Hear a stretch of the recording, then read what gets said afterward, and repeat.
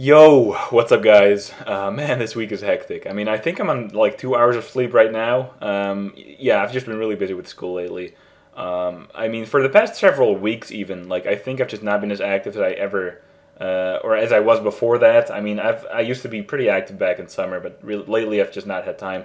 Or I think I probably have had time. I just feel like I don't, and feeling like you don't have time pretty much makes it so that you actually don't have time, or at least it seems that way. I don't know. I just I kind of like give myself the idea of not having time to do anything, and then I just end up really not doing anything even when I have time to do something. If that probably makes no sense. So let's just get to this battle. It's a UU match against a guy from really I have no idea where. But I'm using a Hail team that I've been using for a while now. Actually, I think I've been using this for several weeks.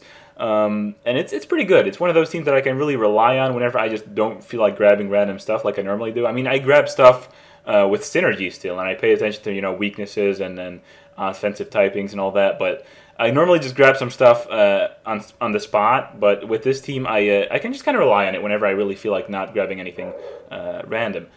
And I like that idea a lot. Like, I really don't like building teams too much because I get really bored of them very easily. But Hail is something that I've been planning on really working with since like early Gen 5. I never really did though, and lately I've just been using the team a lot, and it's been really great, honestly. Like, I mean, I've been trying to implement Hail in OU, but after looking into that, it just seems really stally. Like, you really have to play a lot more defensive just because Hail doesn't actually boost any moves in terms of power. I mean, it boosts accuracy of, Blizzard, but that's really about it.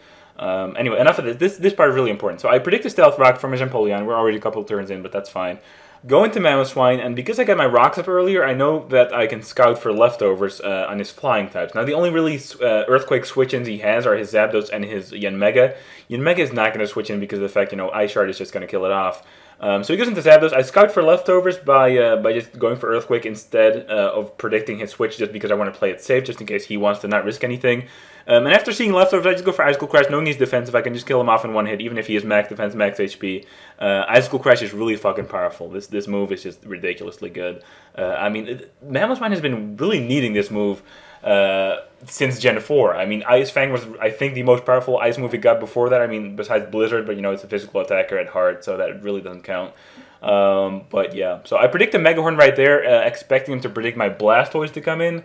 But he actually just goes straight for Iron Head. I predicted him to be banded like he is, and that does a lot. Like I said before, though, I predicted Megahorn, which would have been 4 times resisted instead of 2. And that does a lot. That means I'm going to die from Stealth Rock, I believe, if I switch back in late. No, that's a lie. I can live Stealth Rock damage, but still. If I get Hail up, it's really not going to matter too much. So I go back to Blastoise on the Empoleon switch, and just because I really can't do anything to that, even with Iron Power Ground, which I did go for, predicting a switch for some reason. I mean, Fire Blast would have done more. I guess I didn't want to miss or something, or maybe he has a different Pokemon that can switch into fired moves, or I don't know. Maybe I thought he had a fire type on his team back then, but he really doesn't. So I go for Blastoise, go for the Rapid Spin. I expect him to want to switch out because generally Empoleon can't really do anything besides Roar to other defensive water types, but he actually carries Toxic, which is interesting. Definitely good in terms of countering other water types with your Empoleon because you can actually get Toxic yourself. But he misses, luckily. Actually doesn't go for Scald, expecting me to go to Nidoqueen. I don't actually have a ground move on Nidoqueen, though, so I really don't want to switch that in at all. And even if then, it was way too risky anyway. I would not have done that. But in comes his Nidoking. Now, I can live a T-Bolt. I know that. I'm max special defense, almost max HP. I can do that for sure. So I stay and expect him to maybe knock me down in the turn range to where I can kill him off with the turn-boosted Scald. But he switches out, which makes sense to me as well. Like I said before, I'm max special defense. I could have easily taken one. I think even physically defensive Blastoise might have taken one. So, yeah, it made sense to me. He goes for Toxic there. I really could not do anything about that. I mean, the only switch in the Toxic I had was my Nidoqueen.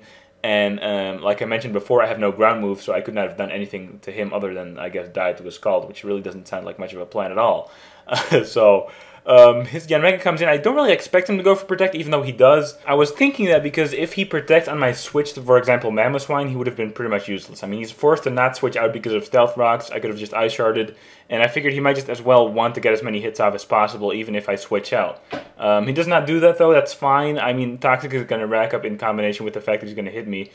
But as long as he doesn't set up rocks with his Empoleon, I'm fine. Now, he makes a big mistake in not going to Empoleon right here because of the fact that if he did that, you know, I'm faster, he's slower. So if I Rapid Spin and then he sets up rocks over and over again, I'm going to die from poison at some point, and he's going to keep up the rocks. Now, that, like I said, that's what he should have done. What he does, though, is he just goes into his Nidoking and revenge kills me, which makes my job so much easier. I can just go into my Chandler next, go for the Fire Blast. I mean, he has a Rhyperior on his team, though, but that's just really not a safe switch, and the only thing that he can really take is the Fire move, and it's just not guaranteed I'm going to go for that. So, goes into Empoleon, Fire Blast is going to hit that really fucking hard. I mean, Chandler actually is the highest, has the highest base special attack outside of Uber's, which I just recently only found out. That thing is so fucking powerful. Base, I think 145 it is, with Timid, not even Modest, that reaches 380, 381 or 383 or something, which is ridiculously high. Fuck, dude. Hide your kids. This thing is fucking powerful. Okay, anyway, Rhyperior comes in now, realizing that I'm, you know, locked in the Fire Blast. He's going to go for the substitute on the switch. I go back to my Mamoswine, just really wanting to get this thing low on HP to where I can kill him with Fire Blast. Because all I really need to do to win this match is lock myself in a Fire Blast when this Rhyperior is at low enough health, and just wreck his team, because that's all I really have to do.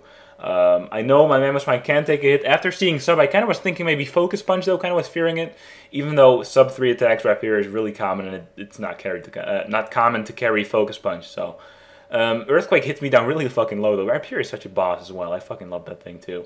But Earthquake from Mamoswine is going to knock him down to, I think, low red. I mean, Rhyperior has great defense and Solid Rock, but Mamoswine has great fucking attack and, you know, stars in Ice Age and stuff, so you do the math. Anyway, he goes for sub just because, you know, I would die from Life Orb anyway, just in case. I would not have done enough to where he could not make a sub, or I don't know. It doesn't really matter. I go into Chandler now, like I said, go for Fire Blast, lock myself into that, and just finish up the match. I was going to say game and match at once, which just does not work. Gatch, Mame, no. But even Nidoking, from close to full health, is not going to take a Fire Blast whatsoever. It's Timid, like I said, not even Modest. If you run Modest Chandler, fucking change that shit to Timid. You don't need that at all. It hits so fucking hard regardless. So that thing goes down. You know, this thing is definitely going to go down. Are you kidding me? I think I even get a crit here, which is just so much overkill. I don't even know. But yeah, hope you guys enjoyed the video. Please leave a like rating if you did, really is appreciated. If you haven't seen the most recent video I uploaded, you can check the screen for that. You can click that if you want to. And I will hopefully see you again soon. I think I end school on Thursday, pretty early on Thursday too, so I might have a video up on Thursday, if not earlier. And I will, yeah, talk to you later.